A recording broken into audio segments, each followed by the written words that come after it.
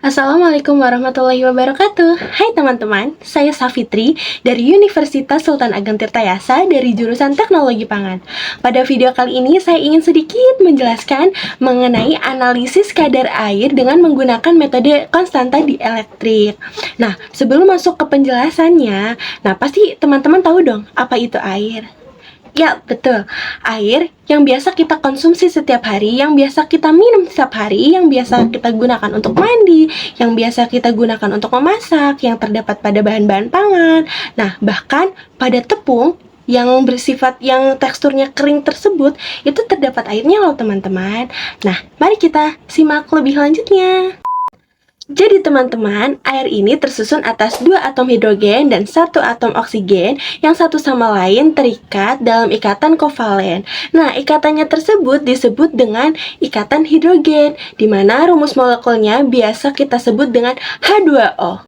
Air yang terdapat di dalam bahan pangan disebut dengan kadar air, di mana air ini memiliki beberapa jenis, di antaranya yaitu ada air bebas dan ada air terikat, di mana air bebas ini merupakan air yang secara fisik terikat dalam jaringan matriks bahan seperti terdapat pada kapiler, serat, dan lainnya, di mana air bebas ini mudah untuk diuapkan dan di mana air bebas ini digunakan untuk pertumbuhan mikroba.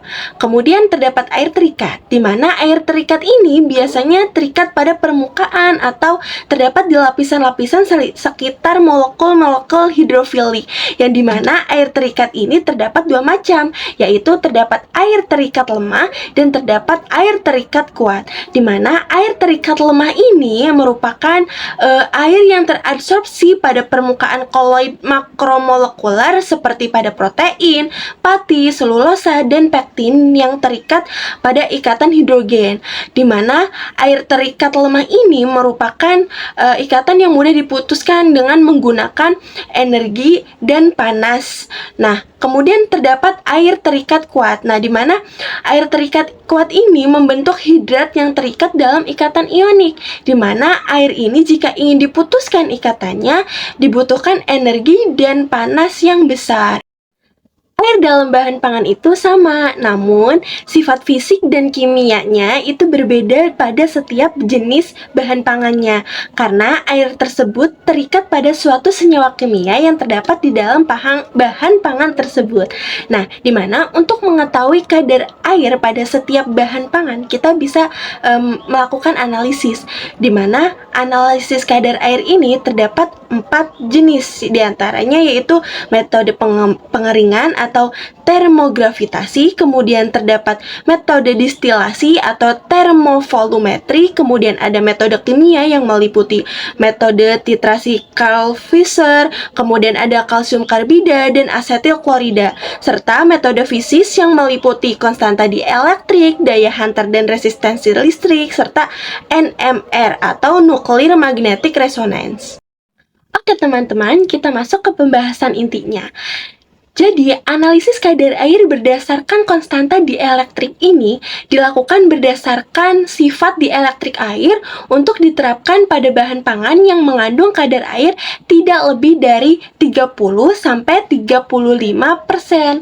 Nah, di mana konstanta dielektrik pada air yaitu sekitar 80,37 dengan suhu 20 derajat Celcius.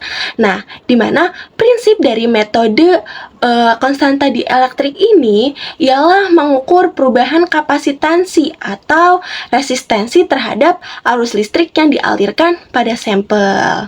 Nah, secara umum nih, terdapat 3 metode dalam pengukuran konstanta dielektrik, di antaranya yaitu menggunakan metode pengukuran kapasitansi plat sejajar, metode pengukuran dengan transducer kapasitif, dan pengukuran menggunakan metode reflektometri. Nah, teman-teman, untuk mengetahui kadar air pada metode ini, diperlukannya suatu kurva standar nih, yang menggambarkan hubungan antara kadar air dan tetapan dielektrikumnya dari bahan yang dianalisis tersebut. Nah, di mana dengan mengetahui tetapan di elektrikumnya akan dapat dihitung nih kadar airnya berapa.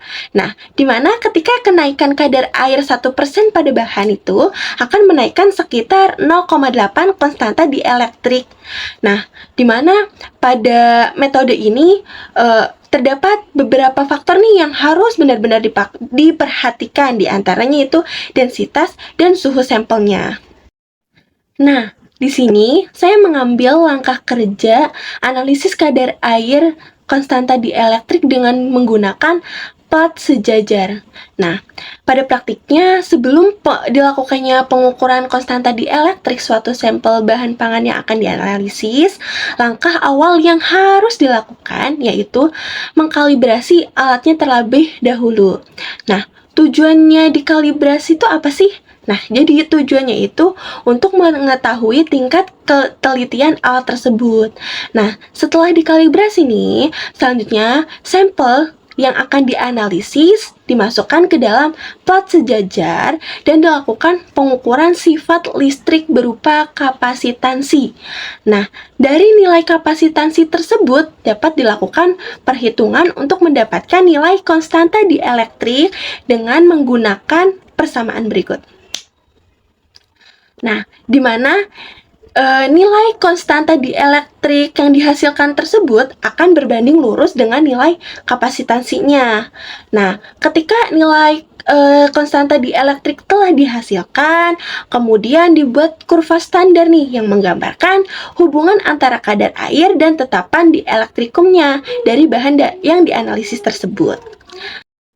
Jadi teman-teman, nilai kapasitansi yang dihasilkan ini sangat dipengaruhi oleh medan listrik dalam dielektriknya. Nah, di mana medan listrik dalam dielektrik ini merupakan jumlah vektor dari medan listrik awal dan medan listrik internal yang arahnya berlawanan dengan medan listrik awal. Namun, nilainya lebih kecil. Jadi, semakin besar medan listrik internalnya, maka nilai kapasitansinya akan semakin besar pula, sehingga nilai konstanta elektriknya akan semakin besar karena nilai konstanta dielektrik itu searah dengan nilai kapasitansinya. Mungkin itu saja yang dapat saya sampaikan. Terima kasih untuk teman-teman yang telah menonton. Apabila dalam penyampaian ini terdapat salah-salah kata atau salah penyampaian materi, silahkan teman-teman berkomen di kolom komentar. Nah, terima kasih teman-teman. Jangan lupa share, like, comment, and subscribe. Terima kasih. Bye-bye. Assalamualaikum warahmatullahi wabarakatuh. Hai teman-teman, saya Safitri dari Universitas Sultan Ageng Tirtayasa dari jurusan Teknologi Pangan. Pada video kali ini, saya ingin sedikit menjelaskan mengenai analisis kadar air dengan metode konstanta dielektrik.